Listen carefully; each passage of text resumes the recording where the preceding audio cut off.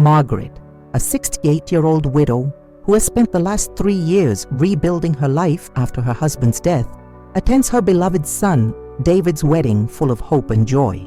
However, when she overhears her new daughter-in-law, Emma, calling her a charity case in front of the wedding guests, Margaret's world crumbles. What follows is a powerful story of dignity, family bonds tested, and an elderly woman's journey to reclaim her worth while navigating the complex dynamics of blended families and generational differences. I never thought I'd hear those words at my own son's wedding. Charity case. The phrase hit me like a physical blow as I stood frozen behind the partially open door of the bridal suite, clutching the pearl necklace I'd planned to give Emma as a wedding gift. My name is Margaret, and at 68, I thought I'd heard every cruel thing life could throw at me. I was wrong. The morning had started so beautifully. I'd woken up in my small apartment with butterflies in my stomach, the good kind for once. David, my only child, was finally marrying the woman he claimed was the love of his life. After 3 years of being alone since Harold passed, I was ready to welcome Emma into our little family with open arms. I'd spent months preparing for this day. Every penny I'd saved from my widow's pension went toward looking presentable. The navy blue dress hanging in my closet cost more than I usually spent on groceries in 2 months. But David deserved to have a mother who looked dignified at his wedding. I'd even splurged on getting my gray hair professionally styled at the salon downtown, where the young stylist had been so kind, telling me I looked absolutely radiant. The morning preparations at the hotel had been going smoothly. Emma had invited me to join the bridal party in getting ready, which had filled my heart with such warmth. Finally, I thought, I was being included. For the first time since Harold died, I felt like I belonged somewhere again. I remember walking down the hotel corridor toward Emma's suite, my hands trembling slightly as I held the small velvet box containing my mother's pearl necklace. It had been in our family for 3 generations, and I'd been saving it for this exact moment, to pass it on to the woman who would become my daughter-in-law. The door was slightly ajar when I arrived, and I could hear Emma's voice inside, animated and cheerful.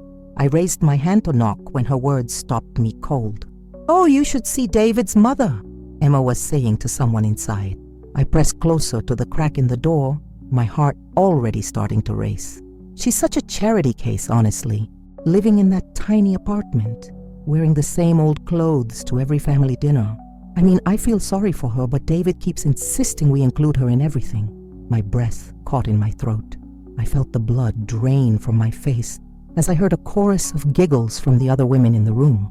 "David's so sweet about it," Emma continued, and I could hear the sound of makeup brushes clicking against a compact. "He keeps saying we need to take care of Mom, but between you and me, it's exhausting. She gets so emotional about everything, and she always looks so, I don't know, desperate for attention, like she's trying so hard to fit in with us." Another voice chimed in. I recognized it as Emma's sister Sarah. "Well, at least she won't be living with you two. That would be a nightmare." "God, no." Emma laughed, and the sound felt like shards of glass in my chest. "David mentioned maybe having her over for Sunday dinners, and I was like, honey, maybe every other Sunday? I mean, I want to be supportive, but I also want to start our marriage without having to constantly worry about his mother's feelings." I gripped the doorframe to steady myself. The pearl necklace box felt impossibly heavy in my other hand. The worst part, Emma's voice dropped to what I suppose she thought was a whisper, is that she tries so hard to be helpful. Last week she brought over this casserole she'd made, and it was honestly terrible. But David made such a big deal about how Mom's cooking always reminds him of home, and I had to sit there and pretend it was delicious. I threw the whole thing away the minute she left.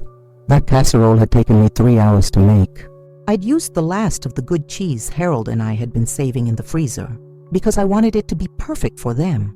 "She probably doesn't have anything else to do," another voice added. I didn't recognize this one, maybe one of Emma's college friends. I mean, what do old people do all day anyway? At least she has David to focus on. "Exactly," Emma agreed. "And don't get me wrong, I'm not heartless. I do feel bad for her, losing her husband, being all alone. It must be awful, but sometimes I feel like David doesn't understand that we need to have our own life too, you know? We can't be her entire social circle." My legs felt weak. I leaned against the wall, trying to process what I was hearing. 3 years of rebuilding myself after Harold's death. 3 years of learning to be independent again. 3 years of trying so hard not to be a burden to David. And this is how they saw me. The woman I'd been so excited to call my daughter-in-law thought I was pathetic. She probably thinks we're going to be like best friends or something. Emma continued with another laugh. She keeps trying to bond with me about women's things and asking about my job and my friends. It's sweet, I guess, but also kind of sad. Like we're in completely different phases of life.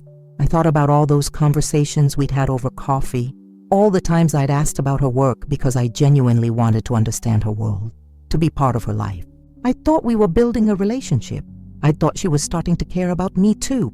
Well, at least she's trying, someone said, though their tone suggested this wasn't necessarily a good thing. Oh, she's definitely trying, Emma replied. Maybe a little too hard. David says she gets lonely, and I get that, I really do. But sometimes it feels like she's trying to replace her husband with her son, you know? Like she expects David to fill that emotional void. It puts so much pressure on him. I felt like I was going to be sick. Was that what David thought too? That I was trying to replace Harold with him? That I was being too needy, too dependent? The truth was, I had been lonely, desperately, achingly lonely. Harold and I had been married for 42 years. We'd done everything together, made every decision together, shared every meal and every thought. When he died suddenly of a heart attack, I felt like half of my soul had been ripped away. For the first year after his death, I barely left the house. David would come by twice a week, bringing groceries and checking on me, and those visits were the only light in my darkness. Gradually, I'd started trying to rebuild some kind of life. I joined a book club at the library, started taking walks in the park, even tried a senior citizens yoga class that left me sore for a week. But David was still my anchor. He was my only family, my only real connection to the world. When he started dating Emma, I'd been so hopeful that she might become the daughter I'd never had. I'd imagined holiday dinners and shopping trips, and maybe even babysitting grandchildren someday. I just hope she doesn't expect to be super involved when we have kids, Emma was saying now. I mean, I know David wants his mother to be a part of our children's lives, but I don't want one of those mother-in-laws who's always giving unsolicited advice and showing up unannounced. Kids. They were planning to have children, and Emma was already planning to keep me at arm's length from my own grandchildren. I stood there in that hotel hallway, clutching a necklace that had suddenly become meaningless, listening to the woman my son loved tear apart everything I thought I'd rebuilt about myself. Every gesture of kindness I'd thought I'd received from her had apparently been pity. Every conversation had been an obligation. Every smile had been fake. The worst part wasn't even the cruelty of her words. It was the casual tone, like discussing the weather. I wasn't important enough to be genuinely disliked. I was just an inconvenience to be managed. I heard movement inside the room and quickly stepped back from the door, my heart pounding. I couldn't let them know I'd heard. I couldn't face Emma right now. Couldn't pretend to be happy and excited about joining her bridal party. Couldn't hand over my mother's pearls with a smile. Instead, I turned and walked back down the hallway on unsteady legs, still clutching the jewelry box. I made it to the elevator before the tears started falling. As I rode down to the lobby, I caught my reflection in the polished doors. I saw what Emma saw, an old woman trying too hard, dressed in clothes that probably did look desperate, holding on to a past that was gone forever. My carefully styled gray hair suddenly looked like I was playing dress-up. My navy blue dress felt like a costume. I was a charity case. The elevator doors opened with a soft ding, and I stepped into the busy hotel lobby. All around me, wedding guests were arriving, dressed in their finest clothes, chatting excitedly about the ceremony. I recognized some of David's friends from college, some of Emma's relatives I'd met at the engagement party. They all looked so young and vibrant and sure of their place in the world. I found a quiet corner near the hotel restaurant and sat down in a plush armchair, still holding the pearl necklace. My phone buzzed with a text from David. "Mom, are you with Emma? Can't wait to see you both before the ceremony. Love you." Love you. Did he really? Or was he just being kind to his pathetic, lonely mother who didn't know her place? I looked at the velvet box in my hands. These pearls had been worn by my grandmother at her wedding, by my mother at hers, and by me at mine. They were supposed to represent continuity, family bonds, the passing of love from one generation to the next. Now they just felt like a relic of a world where I'd once mattered. The hotel lobby buzzed with activity around me, but I felt completely invisible. Just an old woman in a navy blue dress, taking up space where she didn't belong. I closed my eyes and tried to figure out what to do next. The ceremony would start in 2 hours. I could go back upstairs, pretend I hadn't heard anything, give Emma the pearls, and play my role as the grateful charity case mother-in-law. I could smile and nod and be thankful for whatever scraps of inclusion they threw my way. Or I could do something else entirely. For the first time in 3 years, I felt a spark of something that wasn't grief or loneliness or desperate gratitude. It was anger, clean and sharp and surprisingly energizing. I was Margaret Elizabeth Chen, and I had not survived 68 years of life, 42 years of marriage, and 3 years of widowhood, just to be dismissed as a charity case by a 28-year-old who didn't even know my middle name. I opened my eyes, put the pearl necklace back in my purse, and stood up. It was time to remind everyone, including myself, exactly who I was. I sat in that hotel lobby for 20 minutes, watching well-dressed guests stream past me toward the elevators, and something fundamental shifted inside me. The anger I'd felt was crystallizing into something sharper: determination. My phone buzzed again. Another text from David. "Mom, Emma's looking for you. She said you were supposed to meet her an hour ago." Looking for me? Right. Probably wondering where her charity case future mother-in-law had disappeared to, with those family pearls she was expecting to receive. I typed back, "Had to step away for a moment. See you at the ceremony." I didn't go back upstairs. Instead, I walked out of the hotel into the crisp October afternoon.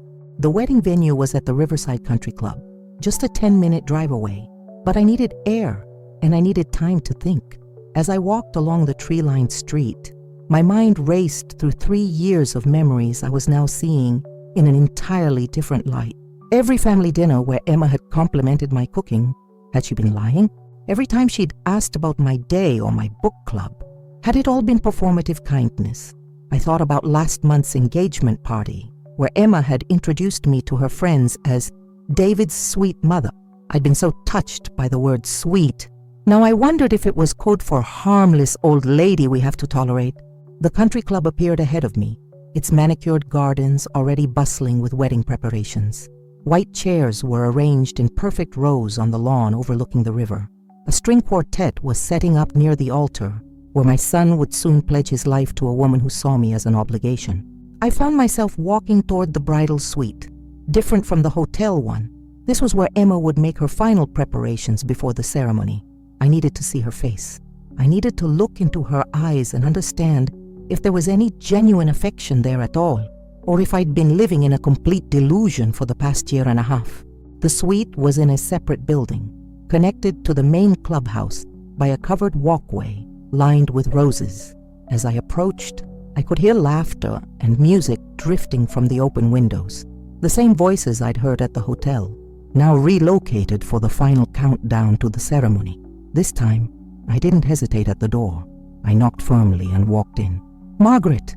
Emma turned from the mirror where she was having her makeup touched up, and her smile looked so genuine that for a moment I wondered if I'd imagined everything at the hotel. "There you are." I was starting to worry. "Sarah said she thought she saw you in the lobby earlier, but then you disappeared." She looked absolutely radiant in her wedding dress, a flowing ivory gown with delicate lace sleeves that I knew David had helped her choose. Her dark hair was swept up in an elegant updo with small white flowers tucked among the curls. She looked like a fairy tale princess, young and beautiful and full of life. Standing there looking at her, I felt every one of my 68 years. "I needed some air," I said carefully, studying her face for any sign of the woman who'd called me pathetic just hours earlier. "Of course. Wedding days can be overwhelming," Emma said, turning back to the mirror as the makeup artist applied a final coat of lipstick. "I'm so nervous I can barely stand still. But good nervous, you know." The other women in the room, her sister, her college friends, her cousins, were all bustling around in various stages of getting ready. They greeted me with bright smiles and compliments on my dress. The same people who'd been laughing about my desperate attempts to fit in now seemed genuinely pleased to see me. Was I losing my mind? Had I somehow misheard or misunderstood what I'd overheard? "Margaret, you look absolutely beautiful," said Sarah, Emma's sister, as she zipped up her bridesmaid dress. "That color is perfect on you." "Thank you," I managed, still feeling off balance. "Oh!" Emma suddenly turned around, her eyes bright with excitement. "I almost forgot. David told me you might have something special to give me. Some kind of family tradition." There it was, the expectation. The assumption that, of course, the charity case mother-in-law would have brought an appropriate tribute to the princess. I reached into my purse and felt the velvet box containing the pearls. 3 generations of women in my family had worn these pearls on their wedding days. My grandmother had saved for months to buy them in 1943. My mother had polished them carefully before her own wedding in 1954. I had worn them when I married Harold in 1981, feeling connected to the women who'd come before me. "Actually," I heard myself say, "I think I'll hold on to them for now." Emma's face fell slightly, but she recovered quickly. "Of course, no pressure at all. I just thought, well, David mentioned something about pearls. David talks too much sometimes," I said, and something in my tone must have been sharper than I intended, because the room got a little quieter. Emma studied my face more carefully now. "Margaret, is everything okay? You seem different." Different. There was that word again. Like there was a specific way I was supposed to be, and I was deviating from the script. "I'm fine," I said. "Just thinking about how much everything is changing. Change can be scary," Emma said gently, and for a moment her voice sounded genuinely caring. "But good change too, right? I mean, I hope you know how excited I am to officially be part of your family. I've always wanted a mother-in-law who I could really connect with." She sounded so sincere, so genuinely warm. How was this the same person who'd called me a charity case just hours ago? "Really?" I asked, and I couldn't keep the edge out of my voice. "You want to connect with me?" "Of course." Emma turned fully toward me now, leaving the makeup artist standing with her brush in midair. "Margaret, you raised the most amazing man I've ever known. David is kind and thoughtful and generous, and I know he gets that from you. I hope someday I can learn from you, maybe even be half as good a mother as you were." The other women in the room made soft awe sounds, and I felt like I was in some kind of alternate universe. This couldn't be the same woman who'd complained about my terrible casserole and worried about me being too involved with her future children. Unless... "That's very sweet of you to say," I replied carefully. "I just want you to know that I don't expect to be overly involved in your lives. I understand that newlyweds need their space." Emma looked genuinely confused. "Overly involved? Margaret, what are you talking about? David and I were just discussing how we want to make sure you feel included in everything. We were thinking maybe Sunday dinners could be a regular tradition, and holidays at your place, since you have all those wonderful family recipes." Now I was completely disoriented. Either Emma was an Oscar-worthy actress, or I was having some kind of psychological break. "Emma," I said slowly, "can I ask you something directly?"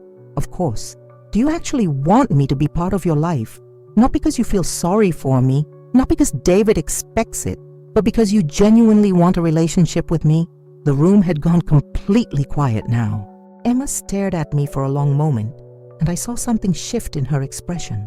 A flicker of understanding, maybe even guilt. "Margaret," she said carefully, "what exactly are you asking me?" Before I could answer, David appeared in the doorway, looking handsome in his black tuxedo and slightly panicked. "Mom, there you are. Emma, sweetheart, we need to start lining up for photos in 15 minutes. He looked between us, clearly sensing tension. "Is everything okay in here?" "Everything's fine," Emma said quickly, but her eyes were still locked on mine. "Great!" David crossed the room and gave me a hug that felt exactly the way it always had, warm and genuine and full of love. "Mom, you look incredible. Dad would be so proud to see you today." The mention of Harold hit me like a physical blow. I thought about what Emma had said about me trying to replace my husband with my son, and I felt heat rise in my cheeks. "Would he?" I asked quietly. "Are you kidding? You look like a movie star. And Emma, you—" He turned to look at his bride-to-be, and his whole face lit up. "You take my breath away." They looked at each other with such pure, uncomplicated love that I felt like an intruder. Here were two young people about to start their life together, and I was standing in their bridal suite, interrogating the bride about her true feelings toward me. Maybe Emma was right. Maybe I was trying too hard. Maybe I was being pathetic. "I should let you all finish getting ready," I said, moving toward the door. "Mom, wait!" David caught my arm gently. "I wanted to tell you something before the ceremony starts." I looked up at my son, my tall, handsome, successful son, who had somehow grown into exactly the kind of man I'd always hoped he'd become. "I know these past 3 years have been hard for you," he said softly. "Losing Dad, adjusting to being alone. I know I haven't always been there as much as I should have been. David, you don't need to—" "Let me finish," he said with a gentle smile. "What I wanted to tell you is that having Emma in my life has made me realize how important family is. Not just the family you're born into, but the family you choose to build. And I want you to know that you'll always be at the center of our family, Mom. Always." I felt tears threaten and blinked them back. Around us, the room had resumed its bustling activity, but David's words seemed to create a bubble of quiet intimacy. "I love you," he said simply, "and I'm so grateful that Emma loves you too." I glanced over at Emma, who was watching us with an expression I couldn't quite read. When our eyes met, she smiled, but something in her face looked almost apologetic. "I love you too," I told David, and meant it completely. But as I left the bridal suite and walked toward the main building where the ceremony would take place, I couldn't shake the feeling that there were layers to this situation I didn't fully understand yet. If this part also touched your heart, tell me from which place in the world you're listening to this story. I have a feeling what comes next will touch your heart even more deeply. The wedding was about to begin, and I still had no idea what I was going to do. The ceremony was supposed to start at 4 o'clock. By 3:45, I was seated in the front row on the groom's side, smoothing my navy dress and trying to reconcile the two versions of Emma I'd encountered today. The autumn sun filtered through the oak trees surrounding the country club's lawn, casting everything in golden light that should have felt magical. Instead, I felt like I was living in two different realities. The string quartet began playing soft classical music as guests settled into their seats. I recognized faces from both sides. David's college friends, my neighbors from the old house Harold and I had shared, Emma's extended family, colleagues from David's law firm. Everyone looked happy and expectant, dressed in their wedding best. I spotted my sister Ruth 3 rows back, who'd driven down from Boston for the occasion. She caught my eye and gave me a little wave, mouthing, "You look beautiful." Ruth was the only family I had left besides David, and seeing her familiar face gave me a small anchor of comfort in my swirling confusion.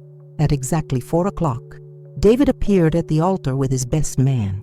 My heart swelled with pride, as it always did when I saw him in formal wear. He looked so much like Harold had at that age, tall and confident, with the same warm brown eyes and gentle smile. The officiant, a family friend who'd known David since childhood, began speaking about love and commitment and the joining of two families. The music shifted to the wedding march, and Emma appeared at the end of the aisle. She was breathtaking. The ivory dress caught the afternoon light as she walked, her face radiant with joy.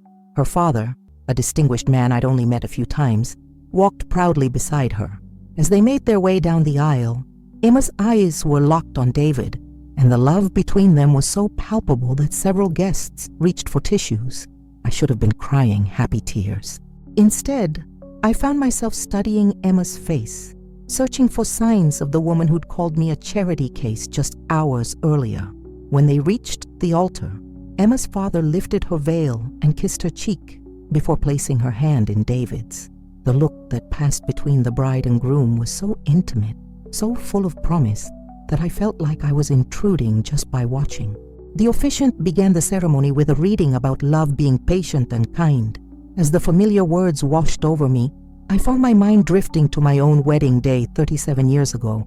Harold and I had been so young, so certain that love would be enough to carry us through anything, and it had been mostly. We'd weathered job losses and family deaths and health scares and the heartbreak of 3 miscarriages before David finally arrived. Through it all, we'd had each other. Now Harold was gone, and I was sitting at my son's wedding feeling more alone than I had in months. David and Emma have written their own vows, the officiant announced, breaking into my reverie. David pulled out a folded piece of paper, his hands shaking slightly. "Emma," he began, his voice carrying across the silent lawn, "when I first met you, I thought I knew what love was. But you taught me that love isn't just a feeling. It's a choice you make every day. You choose to see the best in people even when they can't see it themselves." He glanced briefly in my direction, and I wondered if those words were meant for me somehow. "You choose kindness over judgment, patience over frustration, hope over fear," David continued. "You've made me a better man, and I promise to spend the rest of my life trying to be worthy of the love you've shown me. I promise to build a family with you that's rooted in the same values my parents taught me: loyalty, compassion, and putting the people you love first, always. The people you love first, always." I felt a stab of something. Hope? Fear? At those words. Then it was Emma's turn. She didn't have notes. Instead, she spoke from the heart, her voice clear and strong. "David, you are the most generous person I've ever known," she began. "Generous with your time, your attention, your love. You taught me that family isn't just about blood. It's about showing up for each other day after day, year after year." She paused, and for just a moment her eyes found mine in the crowd. "When I look at the man you are, I see the love your parents poured into you. I see your father's integrity and your mother's strength. I see someone who knows how to take care of the people he loves, and I feel so grateful that you're choosing to take care of me. Your mother's strength." The words hit me unexpectedly. Was that how she really saw me? As strong? "I promise to love not just you, but everyone who matters to you," Emma continued, her gaze still lingering on me. "I promise to build a home where your family is always welcome, where the traditions you grew up with continue, where the love that shaped you keeps growing." The crowd murmured appreciatively, and I felt tears starting to form. But I wasn't sure if they were tears of joy or confusion. The rest of the ceremony passed in a blur of rings and pronouncements, and a kiss that drew cheers from the assembled guests. As David and Emma walked back down the aisle as husband and wife, Emma caught my eye again and smiled. Not the polite smile I'd grown used to, but something warmer and more genuine. Or was I just seeing what I wanted to see? The cocktail hour was held on the club's terrace overlooking the river. I found myself standing at the edge of the crowd, nursing a glass of white wine and watching David and Emma work the room together. They moved like a team, greeting guests and accepting congratulations with easy grace. "Margaret," I turned to find Emma's mother, Patricia, approaching with a bright smile. We'd met several times during the engagement, but I wouldn't say we knew each other well. She was younger than me by about 15 years, still working as a marketing executive, still married to Emma's father. In many ways, she represented the life I might have had if Harold hadn't died. "Wasn't that beautiful?" Patricia gushed, giving me an air kiss. "Emma looked like a princess, didn't she?" "She was lovely," I agreed. "And you're David, such a gentleman. Emma is so lucky." Patricia lowered her voice conspiratorially. "Between you and me, I was starting to worry she'd never settle down. She's always been so focused on her career, so independent. But David brings out this softer side in her." Softer side. I thought about the woman who dismissed me as a charity case and wondered if we were talking about the same person.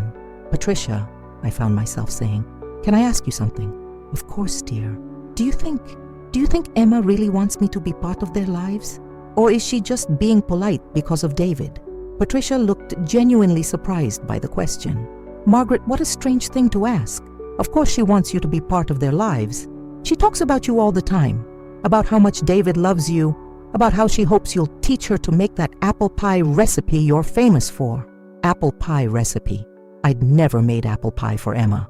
I'd made exactly one dessert in her presence, a lemon cake for David's birthday last year, and she'd barely touched it. "She talks about me?" I asked. "Oh, constantly. She's always asking David for stories about his childhood, about you and Harold. She says she wants to understand where David comes from so she can appreciate him better." Patricia sipped her champagne. "I think she's a little intimidated by you, actually." "Intimidated? By me?" "Well, think about it from her perspective. You raised this wonderful man she's head over heels for. You were married for over 4 decades to your high school sweetheart. You're this example of true love and devotion that she's trying to live up to." Patricia smiled. "She told me once that she hopes her marriage lasts even half as long as yours did, and that she hopes she can be half as good a mother as you were." The words were so similar to what Emma had said in the bridal suite that they felt rehearsed. But Patricia's tone was genuine, and she had no reason to lie to me. "Margaret, are you feeling all right?" Patricia asked, studying my face with concern. "You look a little pale." Before I could answer, I felt a hand on my shoulder. I turned to find Ruth, my sister, looking worried. "Maggie, I've been looking everywhere for you. You disappeared right after the ceremony." Ruth glanced at Patricia. "Would you excuse us for just a moment?" Patricia nodded graciously and drifted away toward the bar. Ruth immediately took my arm and guided me to a quieter corner of the terrace. "What's wrong?" she asked bluntly. Ruth had never been one for subtlety. "You look like you've seen a ghost." "I think I might be losing my mind," I said quietly. "What are you talking about?" I looked around to make sure no one could overhear us, then told Ruth everything. The conversation I'd overheard at the hotel, my confrontation with Emma at the country club, the conflicting messages I was receiving about how she really felt about me. Ruth listened without interrupting, her expression growing more concerned with each detail. "So either she's the most talented actress in the world," I concluded, "or I'm having some kind of breakdown and imagining things that didn't happen." Ruth was quiet for a long moment, processing what I'd told her. "Maggie," she said finally, "I need to ask you something, and I want you to really think about your answer. Is it possible that you misunderstood what you heard at the hotel?" "I know what I heard, Ruth. I'm not saying you didn't hear it. I'm asking if you might have misinterpreted it." Before I could respond, I heard David's voice behind us. "Mom? Aunt Ruth? Everything okay over here?" We turned to find David and Emma approaching, both looking radiant and slightly concerned. David's arm was around his new wife's waist, and she was leaning into him in a way that looked completely natural. "Just catching up," Ruth said smoothly. "Congratulations, you two. Beautiful ceremony."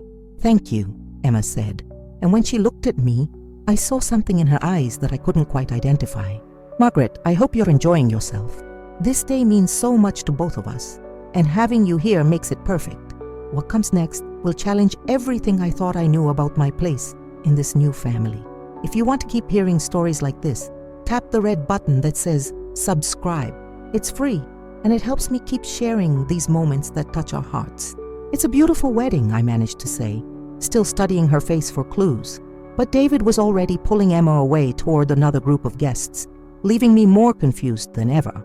The reception began at 6 o'clock in the country club's main dining room, which had been transformed with white linens, golden candles, and centerpieces of autumn flowers. I found my assigned seat at the family table, right between Ruth and David's college roommate, Mike, directly across from where Emma's parents would be sitting. As guests filtered in from cocktail hour, I watched Emma and David make their grand entrance to thunderous applause.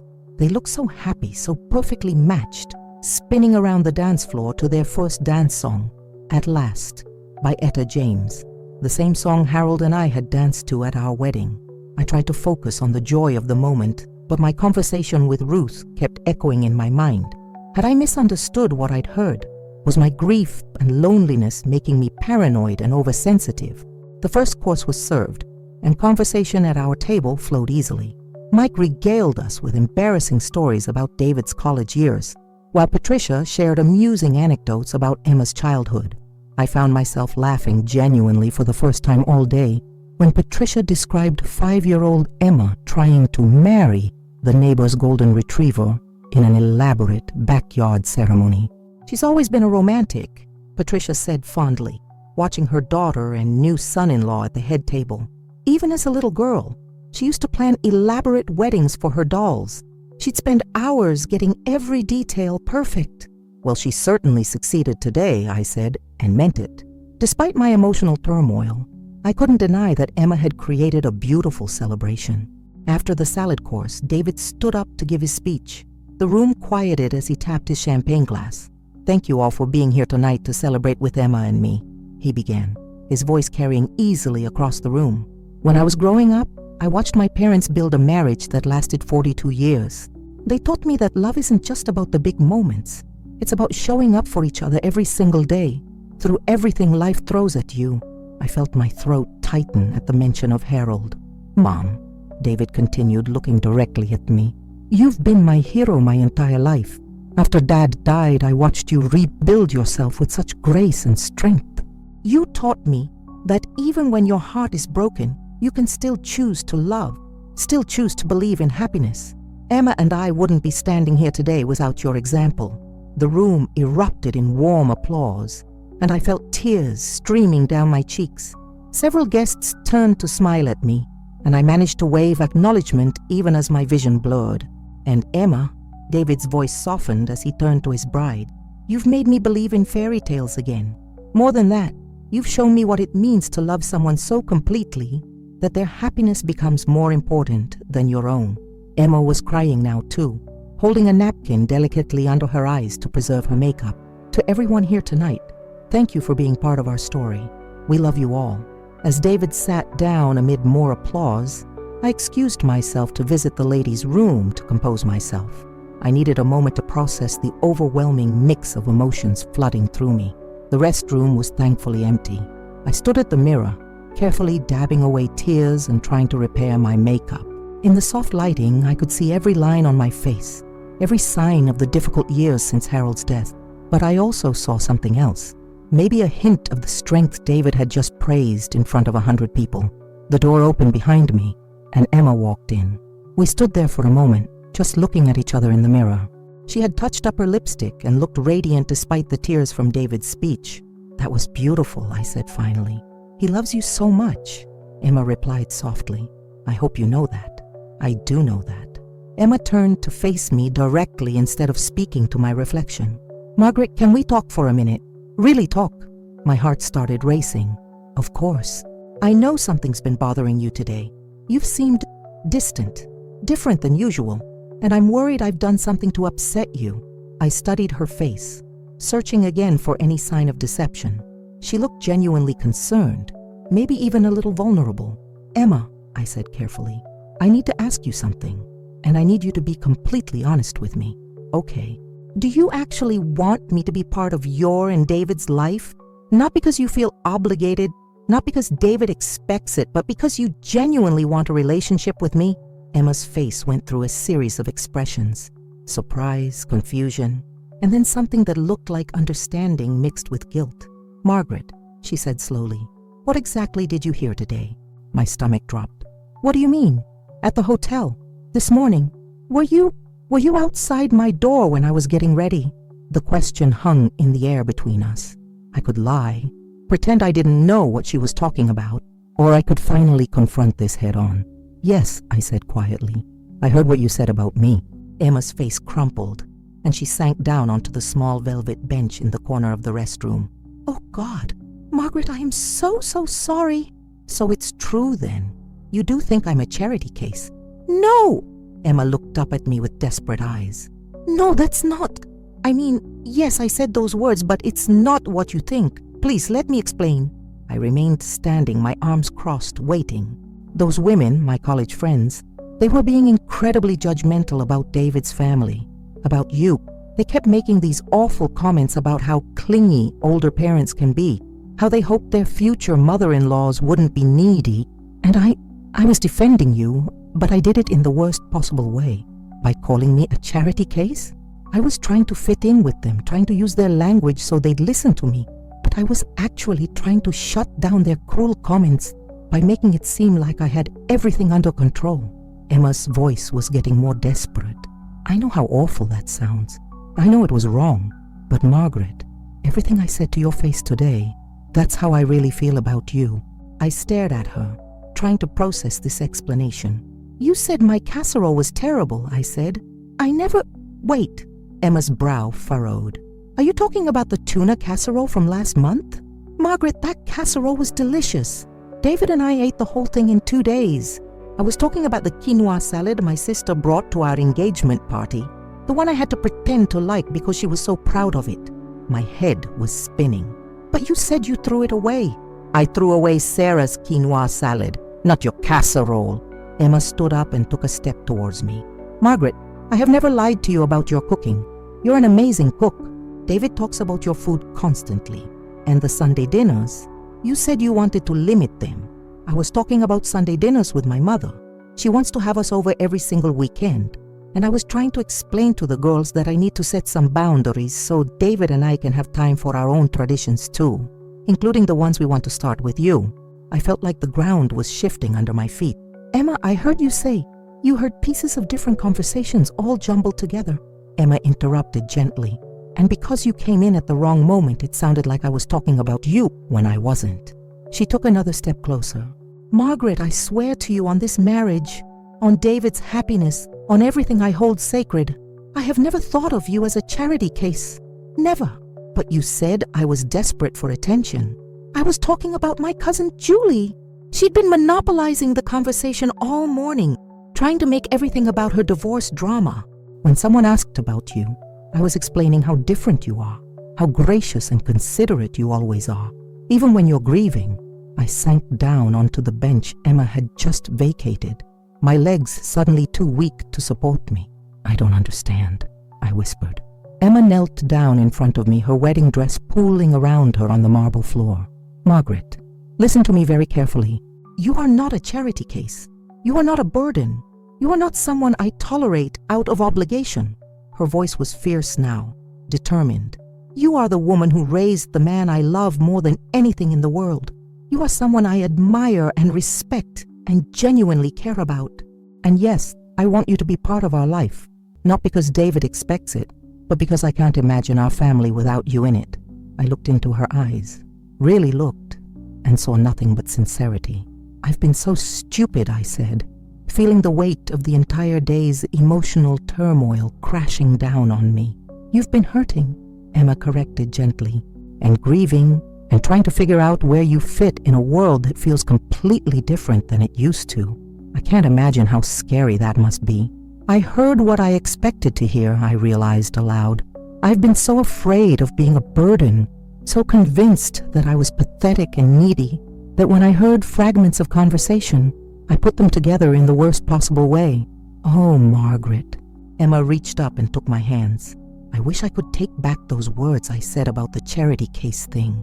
Even if I wasn't talking about you, I was being petty and immature, trying to sound sophisticated in front of women whose opinions don't even matter to me. We sat there in silence for a moment, the sounds of the reception filtering through the door, laughter, music, the clink of glasses. Can you forgive me, Emma asked, for being careless with my words, for not being clearer about how much you mean to me? Can you forgive me for assuming the worst?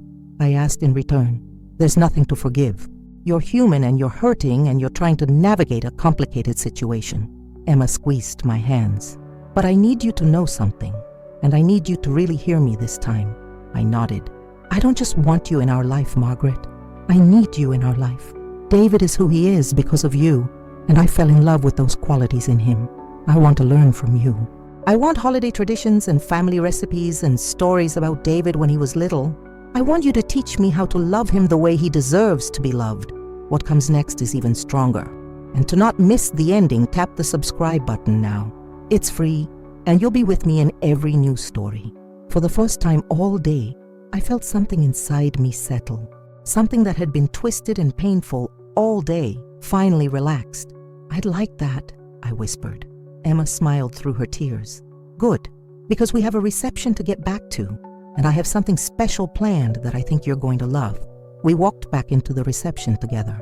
Emma's arm linked through mine, and I felt like I was seeing everything with new eyes. The golden candlelight that had seemed melancholic earlier now felt warm and welcoming.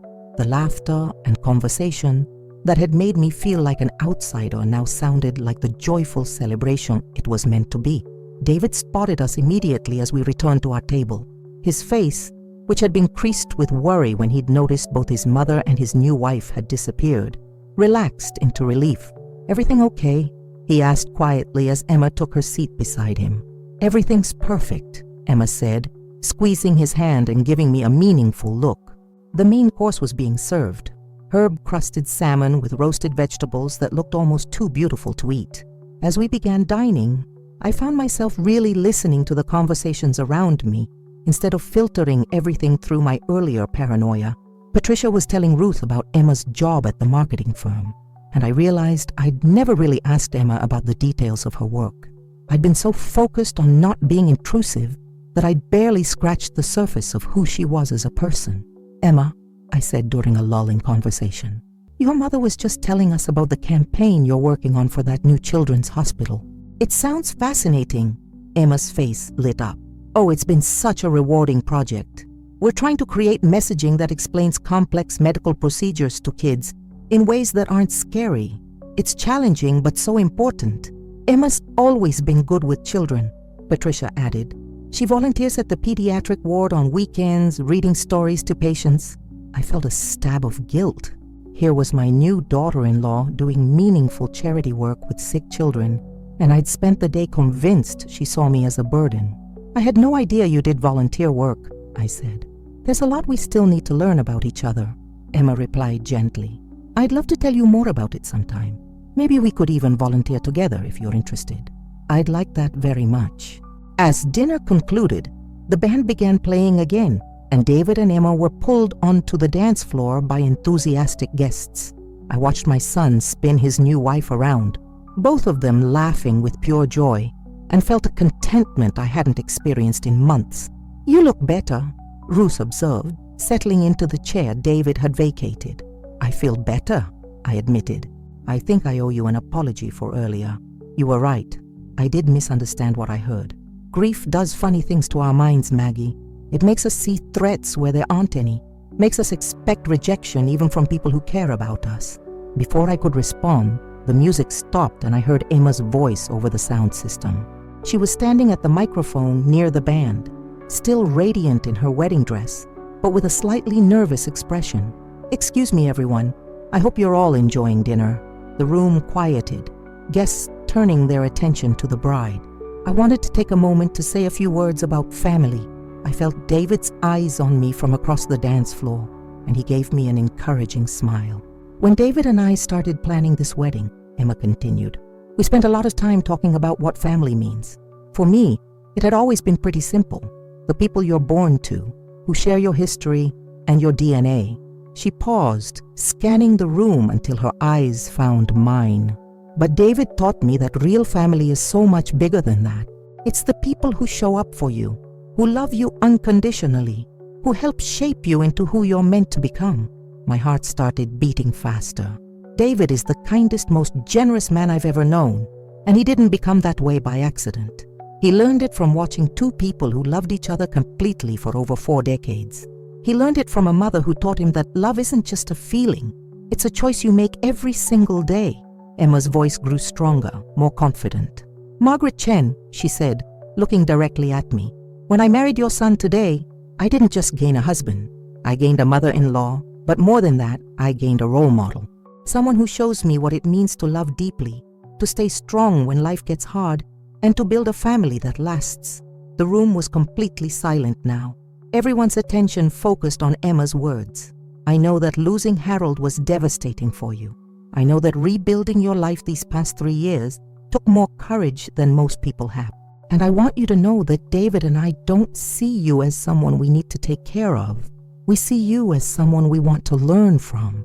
I felt tears streaming down my face again, but this time they were tears of pure relief and gratitude. "So I wanted to ask you something, in front of all our family and friends." Emma's voice wavered slightly with emotion.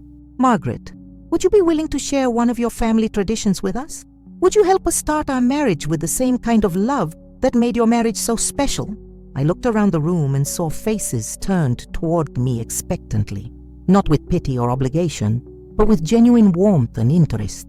I stood up slowly, my legs still a little shaky from the emotional roller coaster of the day, and walked toward the microphone. Emma handed it to me with a smile that was so genuinely affectionate that I wondered how I'd ever doubted her feelings. "Thank you, Emma," I said, my voice catching slightly. "That means more to me than you could know." I looked out at the guests, David's friends, Emma's family, neighbors and colleagues, and loved ones who'd all come to celebrate this union. "Harold and I had a tradition," I began, finding my voice growing stronger. "Every year on our anniversary, we would write each other a letter, not a card, a real letter. talking about the year we'd just shared, the challenges we'd overcome together, the things we were grateful for. I glanced at David, who was wiping his eyes with his sleeve. We'd read them to each other on our anniversary night, and then we'd put them away in a special box. Over the years, that box became a record of our entire marriage, the struggles and the joys, the way we grew together and supported each other through everything. The room was so quiet, I could hear the soft whisper of the river beyond the windows. After Harold died, I read through every single one of those letters. 42 years of love, documented in our own words. It was devastating and beautiful, and it reminded me that real love, the kind that lasts, isn't about the perfect moments. It's about choosing each other again and again, even when it's hard. I turned to look at David and Emma, standing together near the dance floor. So if you want to honor Harold's memory and start a tradition of your own, I'd suggest this. Write to each other, not just on anniversaries, but whenever you need to remember why you chose each other. When you're angry, when you're scared, when you're so happy you can barely contain it, write it down. Save those letters. Someday, they'll be the most precious thing you own. I handed the microphone back to Emma, who was crying openly now. "Thank you," she whispered, and then louder for everyone to hear. "Thank you, Margaret, for sharing Harold with us and for trusting us with this tradition." As I returned to my seat amid warm applause, I felt David's arms wrap around me from behind. "Dad would be so proud of you today," he murmured in my ear, "and so am I." The rest of the evening passed in a blur of dancing and toasts and laughter. I found myself genuinely enjoying conversations with Emma's friends, the same women I'd been convinced were mocking me earlier. When Sarah, Emma's sister, asked for my apple pie recipe, I realized Patricia hadn't made up that story at all. "Emma's been raving about your cooking for months," Sarah explained. "She says David practically licks the plate clean whenever you bring food over." "She said that? Are you kidding? She's constantly asking him to get recipes from you. She wants to learn how to make all his favorite dishes from growing up." As the evening wound down and guests began saying their goodbyes, Emma appeared at my side. "Margaret, I have something for you," she said, pulling a small wrapped box from somewhere in the folds of her dress. "Emma, you didn't need to open it," she insisted. Inside the box was a delicate silver locket, engraved with tiny flowers around the edges. When I opened it, one side held a small photo of Harold that I recognized from David's apartment, and the other held a photo of David as a baby that I'd given Emma months ago. "I wanted you to have this," Emma said softly, "so you could carry them both with you, your past and your future." I was crying again, but I didn't care anymore who saw. "Emma, this is the most thoughtful gift anyone has ever given me. Your family," she said simply. "This is what family does." As David and Emma prepared to leave for their honeymoon, I found myself surrounded by people saying goodbye, making plans for future dinners, asking when I'd be free for lunch dates. The isolation I'd felt for so long was lifting, replaced by a sense of belonging I hadn't experienced since Harold's death. "Take care of each other," I told David and Emma, as they prepared to get into the car that would take them to their hotel. "We will," David promised. "And when we get back, we're starting those Sunday dinners Emma mentioned. Every week, no exceptions." "I can't wait," I said, and meant it completely. As their car pulled away, decorated with tin cans and trailing ribbons, I stood in the country club parking lot with my sister Ruth, watching the taillights disappear into the night. "Good day after all?" Ruth asked. "The best day I've had in 3 years," I replied, touching the locket Emma had given me. For the first time since Harold died, I felt genuinely excited about the future. 6 months later, I was standing in my kitchen preparing Sunday dinner when my phone rang. The caller ID showed David's number, and I smiled as I wiped flour from my hands before answering. "Hi, sweetheart. You're not canceling on me, are you?" "Actually, Mom." David's voice sounded strange, excited but nervous. "We need to talk to you about something when we get there. Something important." My heart skipped a beat. "Is everything okay?" "Everything's perfect. We'll be there in an hour." I spent the next hour overthinking every possible scenario. Were they moving away? Was someone sick? Had I somehow overstepped boundaries again without realizing it? The Sunday dinners had become the highlight of my week. True to their promise, David and Emma came over every single week, and gradually those dinners had expanded. Sometimes Emma would arrive early to help cook, asking me to teach her Harold's favorite recipes. Sometimes they'd bring friends or Emma's sister Sarah, who had indeed become obsessed with my apple pie.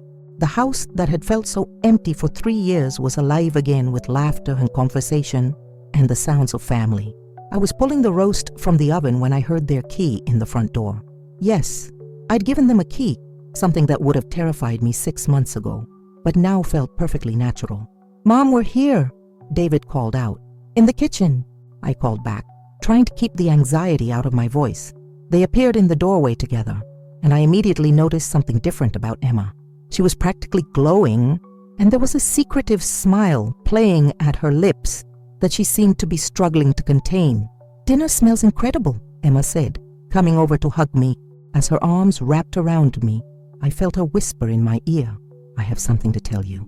We sat down to dinner, pot roast with vegetables, homemade rolls, and green beans from the garden I'd started growing again after years of neglect.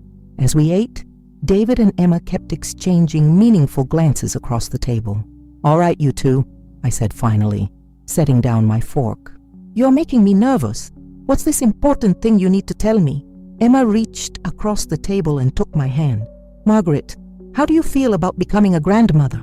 For a moment, the words didn't register. Then the meaning hit me like a wave, and I felt my eyes fill with tears.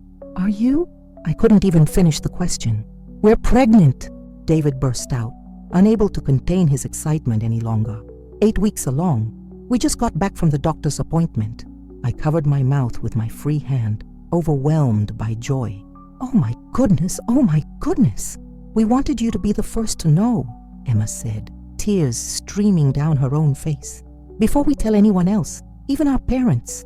I got up from my chair and pulled them both into a hug, holding them tight as we all cried together. "Harold would be so happy," I whispered. "He always said this house needed more children in it." Over the next hour, as we lingered over Emma's favorite chocolate cake, they told me everything. How they'd been trying for 3 months. How Emma had suspected for a week before taking the test. How David had cried when he saw the positive result. "We have a favor to ask," Emma said as we cleared the dishes together. "A big one. Anything. We want you to be very involved with this baby, not just as a grandmother, as a partner in raising them. We want Sunday dinners to turn into family dinners. We want this child to know their grandmother's stories about their grandfather. We want them to grow up with your values, your recipes, your traditions." I had to sit down, overwhelmed by the magnitude of what she was offering. "And," David added, grinning, "we were hoping you might consider moving closer to us. There's a lovely apartment complex just 5 minutes away from our house. Same rent you're paying now, but you'd be close enough to babysit whenever you want." "We know it's a big decision," Emma said quickly, "and there's no pressure. But David and I both work full-time, and childcare is so expensive. If you were interested in being our primary childcare, you want me to watch the baby?" I asked, hardly daring to believe it. "We want you to help us raise this baby," David corrected. "The way you and Dad raised me, with love and consistency, and all those family traditions that made my childhood so special." I thought about the conversation I'd overheard at the wedding, about Emma's fears that I would be too involved with her children. How wrong I'd been about everything. "I would love that more than anything in the world," I said. 3 months later, I was settled into my new apartment, just 5 minutes from David and Emma's house. The apartment was smaller than my old one, but brighter with a view of the park where I took daily walks. More importantly, it was close enough that David and Emma could drop by any time, and I could be there whenever they needed me.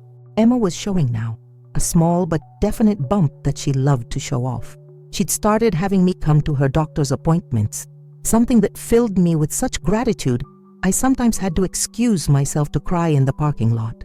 "The baby's heartbeat is strong and steady," Dr. Martinez had told us at the last appointment. "Everything looks perfect." As we'd walked out of the clinic together, Emma had linked her arm through mine. "Margaret, I need to tell you something," she'd said. "Something I should have told you months ago." My heart had clenched. "What is it?" "That day at the wedding, when you overheard me talking to those girls, even though I wasn't talking about you, the conversation made me realize something important." "What's that?" "I was so worried about being judged by people who don't even matter to me that I was being careless with my words around someone who does matter. You matter, Margaret. Your feelings matter. And I never want you to doubt that again. Emma, let me finish. I want this baby to grow up seeing the kind of relationship I wish I'd had with my grandmother. I want them to know that family isn't just about blood.